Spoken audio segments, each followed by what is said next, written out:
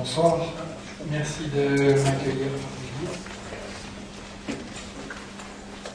Et je pense en effet qu'il est important de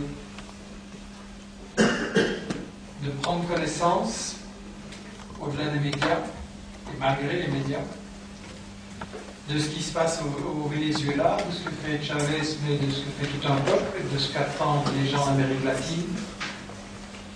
Je pense que c'est une expérience qui a une portée historique, non seulement pour l'Amérique latine, mais aussi, et je vais m'en expliquer, pour l'Afrique, le Moyen-Orient, et même nous en Europe. Quand vous arrivez à Caracas, l'aéroport est au bord de la mer, et vous grimpez vers la capitale, qui est à 1000 mètres, entre des montagnes très escarpées. Et sur les flancs de ces montagnes, vous apercevez des petites maisons, des cabanes. De loin, c'est très pittoresque, c'est joli, c'est un peu en équilibre précaire. D'ailleurs, quand il y a des fortes pluies, il y a des catastrophes. Mais quand vous allez de très près, c'est pas du tout pittoresque. En fait, c'est des bidonvilles avec quelques blocs de ciment. Le toit, c'est une tôle ondulée et on est sur les tropiques, il n'y a pas de fenêtre, il n'y a pas d'eau, il n'y a pas de sanitaire.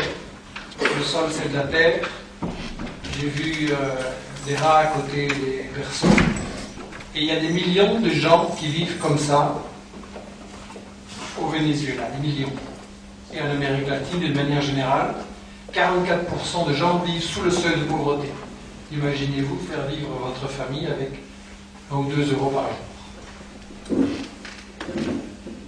Quand vous voyez ça, évidemment, vous vous dites, mais le Venezuela, c'est un pays qui, depuis plus de 80 ans, exploite le pétrole.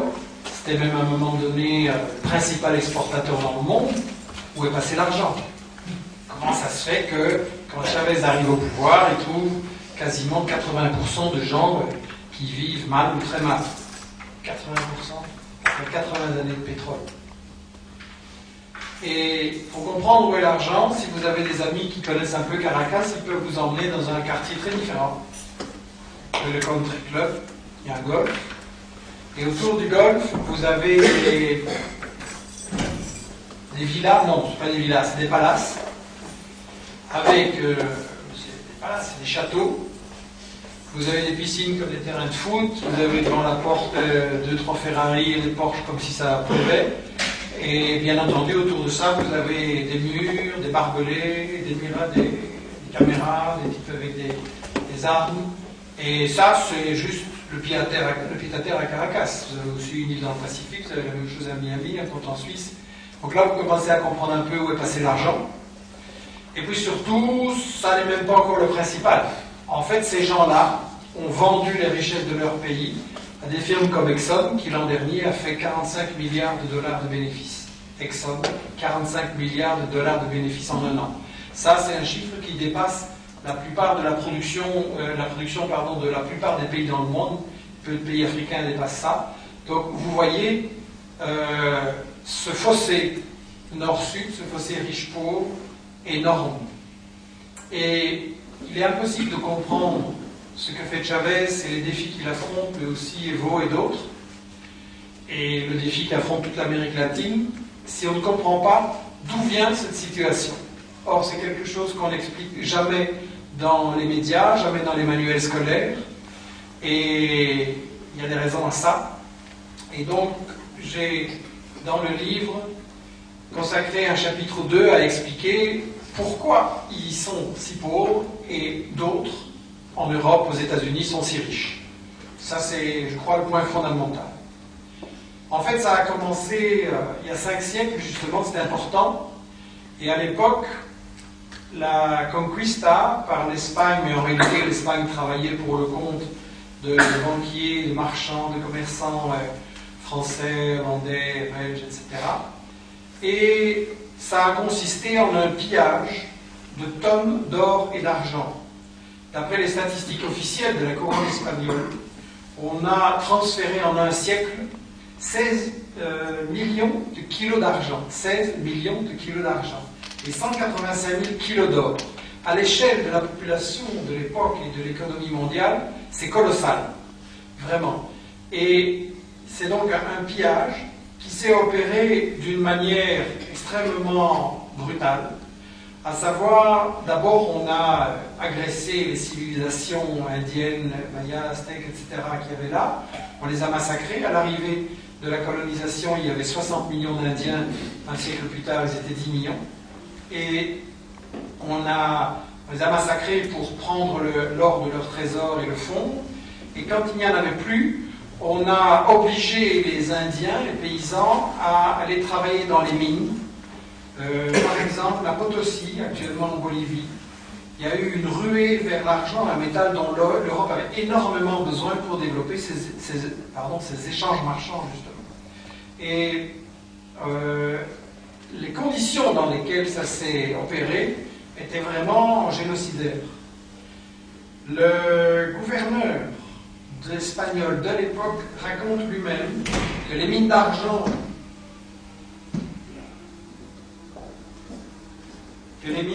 de Potosi sont exploitées à l'aide de mercure, aux effets épouvantables sur la santé des mineurs. Il dit « Le poison pénètre dans la moelle épinière, affaiblissant tous les membres et provoquant un tremblement chronique qui fait mourir les ouvriers dans un délai de 4 ans en général. » La mine de Potosi, en 3 siècles, a brisé 8 millions de vies humaines. 8 millions. Et donc, ça, c'est le crime de base qui explique cette question riche-pauvre. Ça a continué ensuite avec quelque chose dont on ne parle non plus pas, ou guère dans nos médias et dans nos manuels, à savoir la traite des esclaves.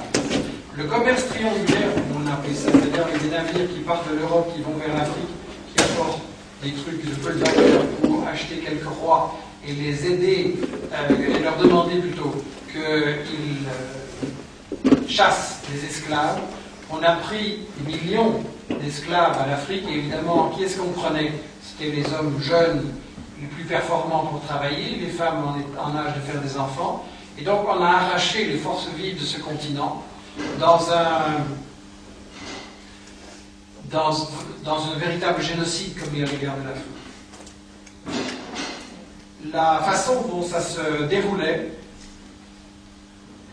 était également épouvantable. Dans une description de l'époque, je cite, « Des navires de 90 tonneaux transportaient 390 esclaves. Pour franchir l'Atlantique, chaque esclave disposait d'un espace d'1,60 m sur 40 cm. Empilés comme des rangées de livres sur une étagère, enchaînés 2 par 2, la jambe droite de l'un attachée à la jambe gauche de l'autre, la main droite de l'un à la main gauche de l'autre, ils tenaient chacun moins de place qu'un mort dans un cercueil. Lorsqu'il n'y avait pas assez de noirs, on complétait avec du bétail. » Et c'est exactement de ça qu'il s'agit. On peut voir l'apparition des grandes fortunes dans des villes comme Rouen, Nantes, Liverpool, New York, etc., liées directement à cette traite des esclaves épouvantable. Et donc, le fossé nord-sud, il a commencé comme ça. Et le décollage de l'économie capitaliste occidentale, il a commencé grâce à ce massacre. Balzac disait, derrière chaque grande fortune se cache un crime. Je pense que ça, c'est une phrase qui montre la nature de l'économie dans laquelle nous vivons. Et il y aurait un bouquin à écrire, avis aux amateurs ou à ceux qui ont envie de participer au projet un jour. Il y aurait un bouquin à écrire pour montrer justement derrière chaque grande fortune, chaque grande famille, chaque grande société d'Europe, d'où vient son fric. Il y a vraiment des choses derrière. La phrase de Balzac n'est pas du tout une exagération. On va peut-être me dire, oui, mais bon, c'est l'histoire ancienne, après ces pays se sont libérés, ils ont eu des États autonomes, oui. L'Espagne, effectivement, a connu un déclin, début du 19e, ces pays acquièrent une indépendance, mais complètement formelle. Et en réalité, les États-Unis ne remplacent l'Espagne, et le néocolonialisme remplace le colonialisme. C'est-à-dire que formellement, il y a un État, il y a une indépendance, il y a même une armée, mais en réalité, les décisions ne se prennent pas à Mexico ou à Buenos Aires, les décisions se prennent à New York, à Washington. Ça, c'est vraiment fondamental pour comprendre qu'en fait, ces pays ont été maintenus à travers ces 5 siècles dans la dépendance. c'est les pays qui n'ont pas leur sort en main, qui ne décident pas de leur économie et donc du sort de leur peuple. Et évidemment, la question la plus importante, c'est aujourd'hui, est-ce que ces phénomènes continuent? Et la réponse est oui. Il y a un chapitre du livre assez conséquent qui consiste à analyser ce que j'ai appelé les 7 fléaux de l'Amérique latine. Vous avez sans doute certains d'entre vous en mémoire ce livre magnifique de Eduardo Galeano, Les veines ouvertes de l'Amérique latine, qui explique bien justement comment tout le sang et la chair de ce continent est parti ailleurs. Et comme c'est un livre qui date quand même d'une quarantaine d'années, j'ai trouvé important d'actualiser cette question et de montrer les mécanismes par lesquels maintenant encore le sang s'échappe des veines ouvertes de l'Amérique latine. Les 7 fléaux sont, premièrement, le pillage des matières premières. Et il y a bien sûr, et en Amérique latine aussi, du pétrole et du gaz, on va en parler, mais ça ne s'arrête pas à ça. L'Amérique latine est convoitée par les États-Unis et par les multinationales, d'abord pour ses richesses en eau. Vous savez que ça, c'était un droit, chaque homme avait droit à l'eau, maintenant ça devient une marchandise, ça devient une base d'exclusion. Il y a dans le monde, tous les 8 secondes, un enfant qui meurt des conséquences du fait de ne pas avoir accès à l'eau potable et de toutes les maladies qui en découlent.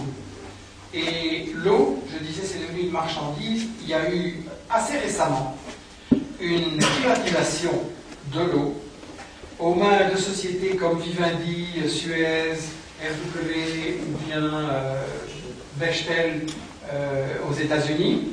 Il y a 3 grands qui ont construit une fortune, qui ont grimpé parmi les 100 plus grosses sociétés du monde en très peu de temps, grâce à la privatisation et à toutes les magouilles qu'il y a eu là derrière. Et en Amérique latine, ils souffrent particulièrement du fait qu'ils ont des fleuves très importants, l'Amazone, l'Orénoque, d'autres. Ils ont parmi les plus grands lacs du monde. Et donc, il y a une richesse de nappes phréatiques très convoitée. Particulièrement, je pense à la nappe Guarani, ça s'appelle la triple frontière. Il y a c'est au carrefour de 3 frontières, de 3 pays, pardon. Et alors, ce qui est intéressant, c'est que cette nappe, bien gérée, elle pourrait approvisionner toute l'Amérique latine, les États-Unis, l'ensemble de l'Amérique pour longtemps, pour toujours, si c'est bien géré.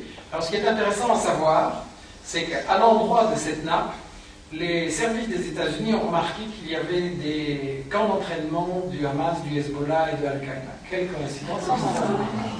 Et que donc, il était évidemment nécessaire d'installer des bases militaires des États-Unis, bien entendu.